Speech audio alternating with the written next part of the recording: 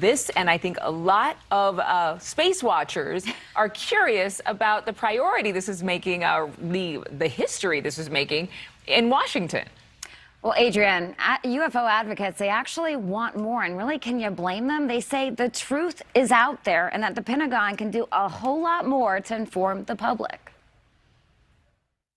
In June, the military admitted Navy pilots aren't alone in the skies. The Pentagon releasing 143 cockpit videos of unexplained aerial phenomena, or UAPs. Whoa, splashed. Now the Department of Defense is going a step further, forming a new group to figure out what's zooming around our airspace. But to investigative filmmaker Jeremy Corbell, today doesn't represent a huge win for UFO transparency. It's another case of the government hiding the truth. It appears to me that the kind of overt, we're going to put this out by the DOD, it's almost as if this announcement is a weaponized attempt to kind of undercut what we're seeing with the support from Congress and the UFO legislation. Corbell is talking about an amendment to next year's defense budget. If approved, the government would be required to submit yearly reports on UFO activity that would be open to the public. That is a really robust series of amendments that would really create a difference and an accountability and a transparency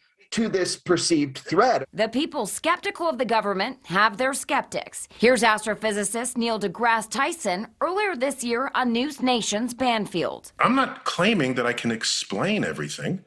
I'm just simply asserting that if you want me and many of my scientific colleagues to believe that we are being visited by intelligent aliens from another galaxy or another planet, we need better evidence than what is put forth. But Jeremy Corbell says this isn't about ETs, it's about UAPs. The government says several of the objects moved with a propulsion unseen in any known technology. It's an old guard dinosaur thing to think you can keep this covered up from the American public. It is now admitted UFOs are real, and it is admitted that they represent a technology that we don't fully have a grasp on. No matter what UFOs represent, it's just exciting. It means the world is bigger than we ever imagined.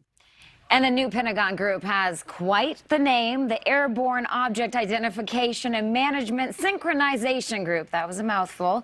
It will be made up of defense and intelligence experts, and they'll study UAP sightings near military areas. Adrienne. Yeah, there's a big difference between Martians and unidentified objects or aircraft.